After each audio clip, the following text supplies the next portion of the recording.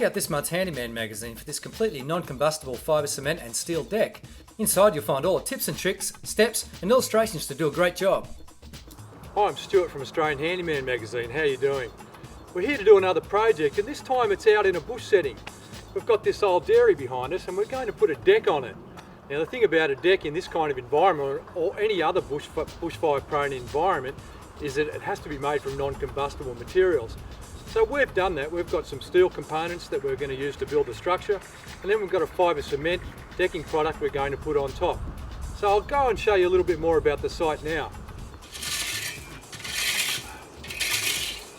How's it going, mate? Yeah, good. We're just about finished, mate. Oh, good. This is Kai. He's helping us out with the deck build. And yeah, that's great, mate. So why don't you go and have a look at the steel, and I'm just going to talk a little bit about what we're doing here. No worries. Okay, cool. Thanks, mate. Okay, so this is the area we're going to put the deck on, just in front of these French doors. You can see that it's a little bit low to the ground. We've got a 185mm bearer that's going to go against this concrete slab. And so in order to make water drain away easily and to get plenty of air underneath there, we've got these stones down to prepare it. So, and it makes it easier to work on too. It just doesn't get muddy and clingy under your feet. Okay, so that's the area pretty much prepared. And this is the product we're going to put down. This is the Inex decking by Ubik. It's available from Bunnings, and it's a 140mm wide fibre cement board. And I'm not sure if you can see that texture. You might be able to see it there. It's very much got a similar texture to the on the top to timber, and that makes it non-slip. But I've seen this put down in applications where it's indistinguishable from timber. It will accept the stain, so you can stain it just like timber. Now we're not going to do that. We like this we like this grey, this old sort of weathered deck kind of finish, which is going to suit this rustic old dairy. And so we're just going to put a clear sealer on it. And this is the one we're using. This is by Cromlin, and it's a very, very good quality clear sealer that's going to take care of this, so you won't get any mould, mildew. The fibre cement won't be accepting any water, so that'll make sure this lasts for years and years and years. It takes good care of it. Now what we're going to do here is we've got the steel structure that goes below it, so the whole deck will be non-combustible. It'll have a bearer attached to the slab you can see here against the dairy, and we'll have a bearer on the outside, and then the joist connecting the two together and some stumps holding it. The way we're going to build that is that we'll put this bearer on first, and then we're going to sort of connect the outside bearer with the two end joists, and then square it all up and then fill in with the joist in the middle, and then we'll apply the decking. Unpack your steel deck components and check against the packing slip to ensure everything has been delivered. Steel components can be sharp, so make sure you're using gloves whenever you're handling the steel.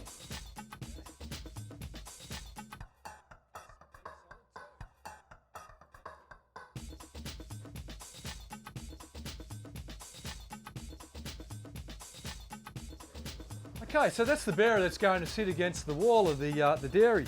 We've marked the position on the stone, on the slab, and now we need to mark up the bearer with the joist positions.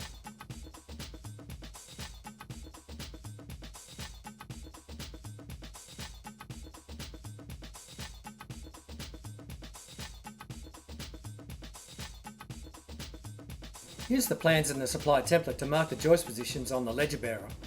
Drill 5mm clearance holes in those positions and fix the brackets to the bearer with the supplied self-drilling panhead screws. Drill two 14mm clearance holes in the positions where the ledger will be fixed to the slab. Prop the ledger bearer in position. Make sure it's level. Drill 12mm holes at 150mm into the slab. Thoroughly clean out all the holes, then fill with anchor stud adhesive. Insert the anchor studs and rotate the coat thoroughly. Repeat in all the positions. Leave the anchor stud adhesive for at least an hour before you load it up. Prop the bearer in position, allowing for a gradual fall away from the house. Fix the remaining brackets to the ends of the joists, and then secure the two end joists and one intermediate joist to the ledger and bearer using panhead screws. Measure the deck diagonally to check it's square. Mark and plumb the post positions. Dig 300mm holes to 600mm deep. Measure from the bearer base to the hole bases, and then cut the posts to this length minus 50mm. Secure the post brackets to the posts and then to the bearer. Pour concrete into the holes to just above ground level and float away from the post. Then secure the remaining joists with the supplied screws.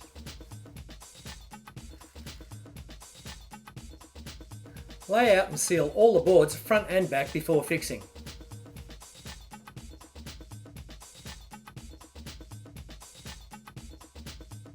Glue and screw the fascia board to the edge of the deck, mitering the corners. Spac's self-drilling class 4 fasteners are ideal for fixing these composite boards to the steel and require no pre-drilling. Glue and screw the perimeter board to the top of the deck with a 5mm overhang and mitering at the corners.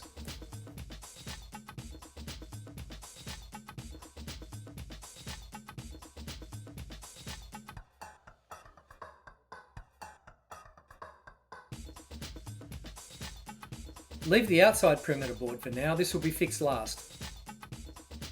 Glue and screw the rest of the decking boards now. Dock the decking boards to hit the joists and stagger the joints at least 2 joists apart. Continue laying in this way until all boards are fixed. Now glue and screw the outside perimeter boards, mitering at the corners.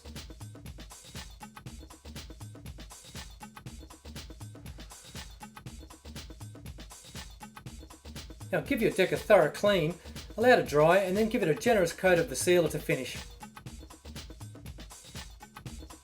And there it is, with the help of some great products we've gone from this to this. Check it out in this month's Handyman magazine.